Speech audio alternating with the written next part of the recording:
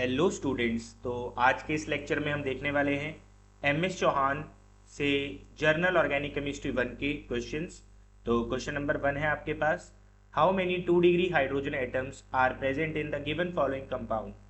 तो सबसे पहले आपको ये पता होना चाहिए कि 2 डिग्री हाइड्रोजन एटम होते क्या हैं। तो 2 डिग्री हाइड्रोजन एटम वो होते हैं जो 2 डिग्री कार्बन से अटैच्ड होते हैं। तो पहले आपको ये देखना होगा कि आपके पास 2 डिग्री कार्बन कौन कौन सी हैं।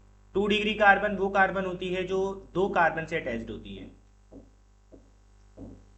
तो अगर आप इस कार्बन को देख पा रहे हैं तो ये एक और दो दो कार्बन से अटैच्ड है, तो ये 2 डिग्री है। अगर आप इस कार्बन को देख रहे हैं तो ये भी दो कार्बन से अटैच्ड है, तो ये भी 2 डिग्री है। अगर आप इस कार्बन को देख रहे हैं तो ये भी दो कार्बन से अटैच्ड है, तो ये भी 2 डिग्री है। इस कार्बन को देख रहे हैं तो ये भी दो कार्बन से अटैच्ड है, ये भी 2 डिग्री है। इस कार्बन को देख रहे हैं तो ये एक दो तीन तीन कार्बन से अटैच्ड है, तो ये 3 डिग्री है। ये वाला कार्बन एक दो, तो ये भी 2 डिग्री है। ये वाला कार्बन भी 2 डिग्री है क्योंकि दो कार्बन से अटैच्ड है। ये वाला कार्बन भी दो कार्बन से अटैच्ड है। ये वाला कार्बन भी दो कार्बन से अटैच्ड है और ये वाला कार्बन तीन कार्बन से अटैच्ड है। तो अब वैलेंसीज को पूरा करने के लिए क्या करेंगे, आप हाइड्रोजन अटैच करेंगे क्योंकि कार्बन 4 बॉन्ड बनाती है। तो एक हाइड्रोजन यहाँ पर लगाएंगे आप, एक हाइड्रोजन यहाँ पर लगाएंगे, एक हाइड्रोजन यहाँ पर लगाएंगे, एक हाइड्रोजन यहाँ पर। इसकी वैलेंसी ऑलरेडी पूरी है क्योंकि 4 बॉन्ड बन रखे हैं, 1 2 3 4। इसकी भी वैलेंसी पूरी है। यहाँ पर भी एक हाइड्रोजन लगेगी। इस कार्बन की भी वैलेंसी पूरी है, 1 2 3 4। यहाँ पर भी एक हाइड्रोजन लगाएंगे और यहाँ पर भी एक हाइड्रोजन लगाएंगे। तो आप काउंट कर रहे हैं आपके पास 2 डिग्री हाइड्रोजन कितनी है, 1 2 3 4 5 6 एंड 7। तो क्या आंसर हो जाएगा आपके पास, 7। नेक्स्ट क्वेश्चन है आपके पास। इस क्वेश्चन में आपको बताना है कि identify which functional group are not present in the following compound. कौन कौन से फंक्शनल ग्रुप यहाँ पर प्रेजेंट नहीं है। तो आप इसको जानते हैं, ये कीटोन है, C double bond O is ketone. उसके बाद अगर आप इसको देख पा रहे हैं तो ये collectively C double bond O N H है विच इज कॉल्ड अमाइड। और अगर आप इसको देख पा रहे हैं C double bond O O, this is collectively C double bond O O is collectively ester. तो कौन कौन से फंक्शनल ग्रुप नहीं है, कीटोन है बिल्कुल है, ईस्टर है हाँ है, अमाइड है हाँ है, ईथर नहीं है। तो आंसर इज ईथर। कौन सा फंक्शनल ग्रुप अब्सेंट है, तो ether is absent.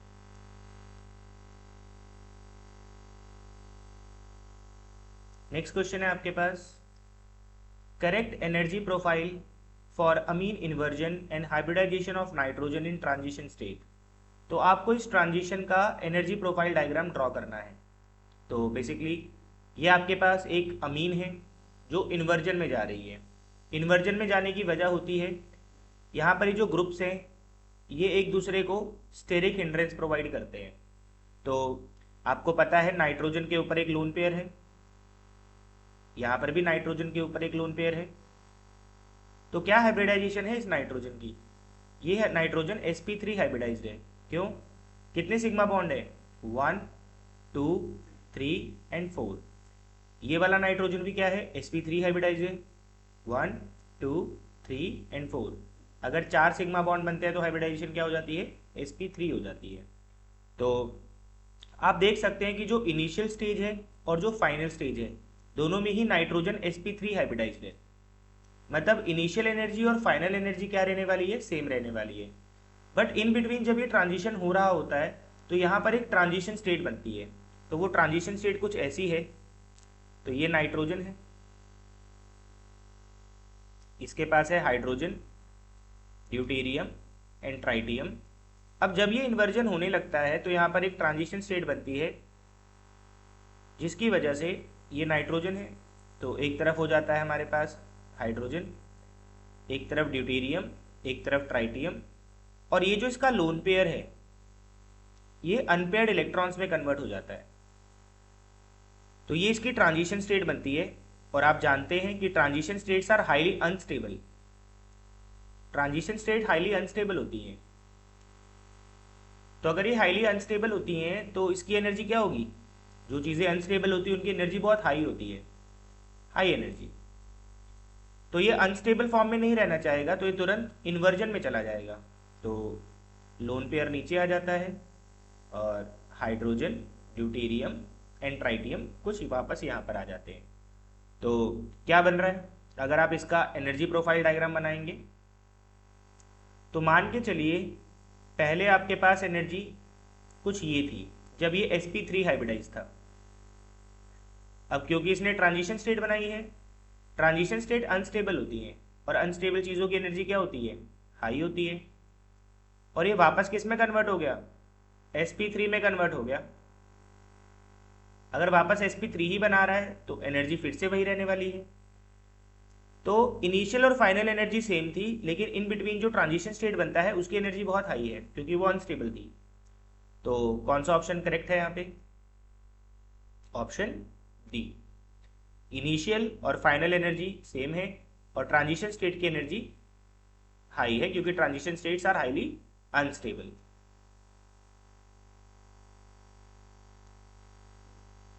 Next question है आपके पास, आपको बताना है compare the heat of combustion of above compound. ये जो आपको कंपाउंड दिए गए हैं इसमें किसका हीट ऑफ कंबशन सबसे ज़्यादा होगा। तो सबसे पहले मैं आपको हीट ऑफ कंबशन के बारे में बता दूं कुछ बातें, कि जो हीट ऑफ कंबशन होती है वो डायरेक्टली प्रोपोर्शनल होती है किसके, नंबर ऑफ कार्बन एटम्स के। मतलब जितने ज़्यादा आपके पास कार्बन एटम होंगे उतनी ज़्यादा हीट ऑफ कंबशन होती है। तो अगर आप यहाँ पे चेक करें तो कितने कार्बन है यहाँ पे, 1 2 3 4 5 6 कार्बन, 1 2 3 4 5 कार्बन, 1 2 3 एंड 4 कार्बन। तो यहाँ तो चलो पहला ही रूल अप्लाई हो रहा है, रूल नंबर 1। अगर रूल नंबर 1 फेल होता है तो heat of combustion inversely proportional होती है स्टेबिलिटी ऑफ कंपाउंड। अगर कंपाउंड स्टेबल होगा तो उसकी हीट ऑफ कंबशन कम होगी, और कंपाउंड अगर अनस्टेबल है तो उसकी हीट ऑफ कंबशन बहुत ज़्यादा होगी। रूल नंबर 1 जब फेल होगा तब आप रूल नंबर 2 अप्लाई करेंगे। तो यहाँ तो रूल नंबर 1 अप्लाई हो रहा है, तो सबसे ऑर्डर कौन सा लगाना है हमें यहाँ पे, इंक्रीजिंग ऑर्डर लगाना है। तो 1 2 3 आंसर है, ए आंसर हो जाएगा।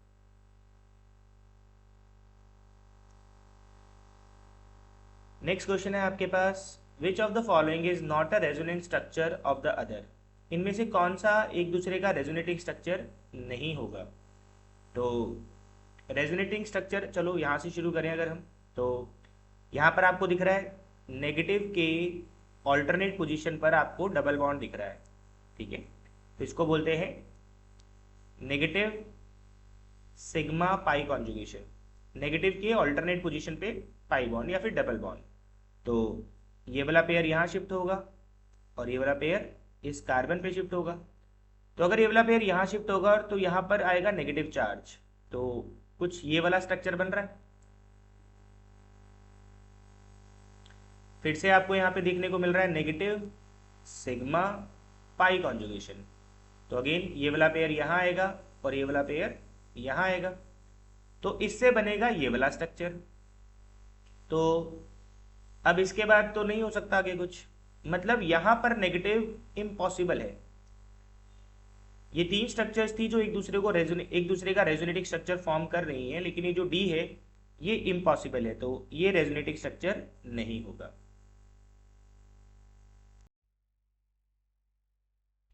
नेक्स्ट क्वेश्चन है हमारे पास, आपको बताना है rank the hydrogen atom HA HB HC in the following molecule according to their acidic strength. तो सबसे पहले आपको एसिडिक स्ट्रेंथ का कंसेप्ट पता होना चाहिए। अगर आप एसिडिक स्ट्रेंथ देख रहे हैं तो एसिडिक स्ट्रेंथ डिपेंड करती है directly proportional to stability of conjugate base, stability of conjugate base या फिर कॉन्जुगेट अनायन। तो आपको जिस हाइड्रोजन को चेक करना है कि कौन सी हाइड्रोजन ज़्यादा एसिडिक है, तो आप वहाँ पर अनायन फॉर्म कर लें। तो जैसे इस कार्बन पर हाइड्रोजन लगी हुई है Hc, तो अगर ये जाएगी तो यहाँ पर आएगा नेगेटिव चार्ज। अगर इस कार्बन का Hb जाएगा तो यहाँ पर भी आएगा नेगेटिव चार्ज, और अगर इस कार्बन का HA जाएगा तो इसके ऊपर भी आएगा नेगेटिव चार्ज। अब आप चेक कर लें कौन सा कार्बन ज़्यादा स्टेबलाइज हो रहा है। तो अगर आप यहाँ पर देखेंगे इसको, तो यहाँ पर आपको देखने को मिल रहा है नेगेटिव सिग्मा पाई, जो कि रेजोनेंस की कंडीशन है। तो ये इसके साथ भी रेजोनेंस कर सकता है। यहाँ पर भी अगर आप देखेंगे तो यहाँ पर बन रहा है नेगेटिव सिग्मा पाई, तो ये इसके साथ भी रेजोनेंस कर सकता है। तो इधर रेजोनेटिंग स्ट्रक्चर ज़्यादा बनेगी, और रेजोनेटिंग स्ट्रक्चर अगर ज़्यादा बनती है तो उसकी स्टेबिलिटी भी ज़्यादा होती है। यहाँ पर अगर आप देख पा रहे हैं तो यहाँ पर भी आपको देखने को मिल रहा है नेगेटिव सिग्मा पाई, तो यहाँ पर ये इसके साथ भी रेजोनेंस कर सकता है। तो ये वाला आपका दो जगह रेजोनेंस में इन्वॉल्व है, वो सिर्फ एक ही रेजोनेंस फॉर्म कर रहा है, और ये किसी भी तरीके का रेजोनेटिंग स्ट्रक्चर फॉर्म नहीं कर रहा है। तो सबसे ज़्यादा स्टेबल कौन सा हुआ? HC। तो सबसे ज़्यादा एसिडिक कौन सा होगा? HC। उसके बाद HB, और सबसे कम एसिडिक है HA। तो CBA आंसर हो जाएगा। तो ये आंसर है।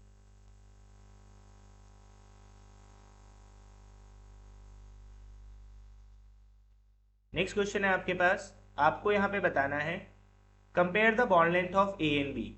तो आप जानते हैं यहाँ पर जो ऑक्सीजन है उसके पास लोन पेयर है। तो यहाँ पर आपको देखने को मिल रहा है lone pair sigma pi, conjugation की कंडीशन है। तो ये वाला लोन पेयर यहाँ आएगा, और ये वाला बॉन्ड यहाँ शिफ्ट होगा ड्यू टू रेजोनेंस। तो कहीं ना कहीं आप देख पा रहे हैं कि ये जो सिंगल बॉन्ड था इसके पास पार्शियल डबल बॉन्ड करेक्टर है ड्यू टू रेजोनेंस।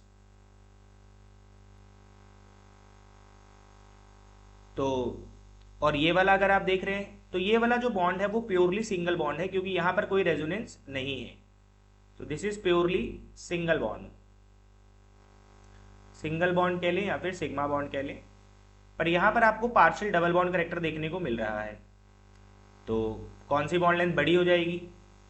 B बड़ा हो जाएगा A से, क्योंकि सिंगल बॉन्ड लेंथ बड़ी होती है और डबल बॉन्ड लेंथ छोटी होती है। तो आपका आंसर क्या हो जाएगा? B।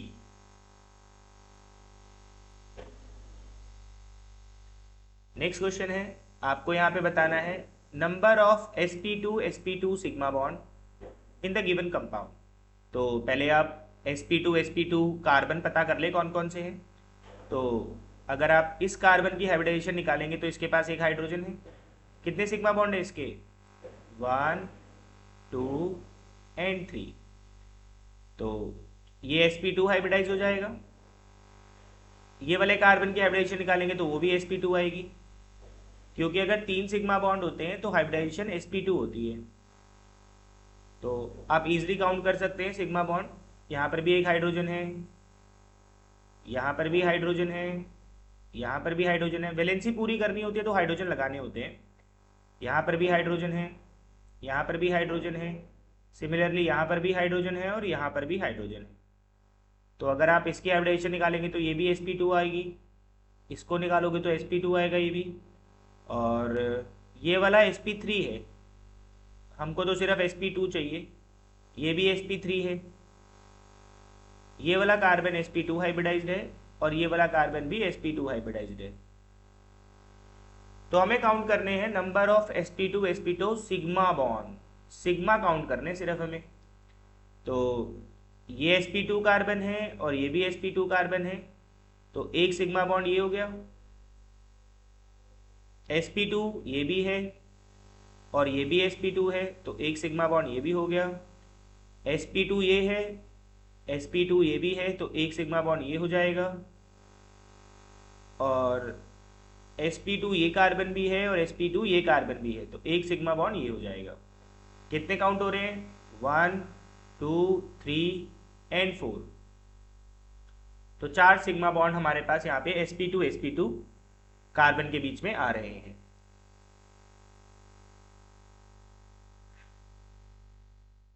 नेक्स्ट क्वेश्चन है आपके पास, आपको बताना है total number of lone pair of electrons in the given molecule. तो लोन पेयर आपको पता ही है, ऑक्सीजन के पास कितने लोन पेयर है? यहाँ पे 2 लोन पेयर हैं। और नाइट्रोजन के पास कितने लोन पेयर हैं यहाँ पे? एक लोन पेयर है। तो टोटल लोन पेयर कितने हो गए आपके पास? 1 2 एंड 3। तो ये आंसर हो जाएगा आपका।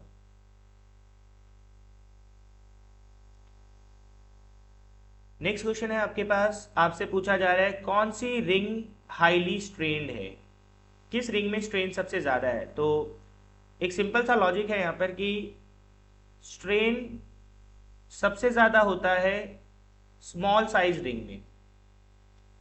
जो भी रिंग स्मॉल साइज्ड होती हैं उनमें एंगल स्ट्रेन सबसे ज्यादा पाया जाता है। अच्छा, एंगल स्ट्रेन निकालने का फॉर्मूला भी होता है आपके पास। एंगल स्ट्रेन निकालने का फॉर्मूला होता है आपके पास। फॉर्मूला होता है hybridized angle minus geometrical angle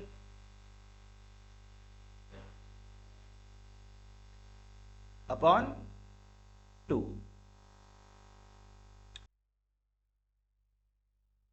तो एंगल स्ट्रेन का फॉर्मूला है आपके पास hybridized angle minus geometrical angle upon 2। तो जैसे आपके पास ये साइक्लोप्रोपेन है, तो ये वाला जो कार्बन है वो sp3 हाइब्रिडाइज्ड है। तो इसका sp3 हाइब्रिडाइज्ड है तो बॉन्ड एंगल कितना होगा? 109.5 डिग्री। और ज्योमेट्रिकल एंगल कितना दिख रहा है आपको? 60 डिग्री।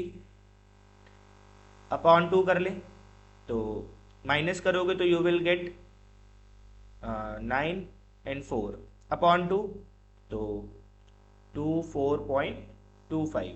ये एंगल आ गया एंगल स्ट्रेन। सेम अगर आप साइक्लोब्यूटेन में निकालेंगे तो ये भी क्या है आपका? sp3 हाइब्रिडाइज्ड है। तो एंगल स्ट्रेन निकाल लें 109.5 degree minus 90 degree upon 2। Geometrical angle यहाँ पे 90 डिग्री है, तो माइनस कर लें तो यू विल गेट 19.5 अपॉन 2। तो ये आपका एंगल स्ट्रेन आ रहा है। तो जितना ज़्यादा एंगल स्ट्रेन होगा उसमें रिंग स्ट्रेन सबसे ज़्यादा पाया जाएगा। कहने का मतलब है स्मॉल साइज रिंग में एंगल स्ट्रेन सबसे ज़्यादा होता है। तो स्मॉल साइज सबसे यहाँ पर ये है, तो ये हमारा आंसर हो जाएगा।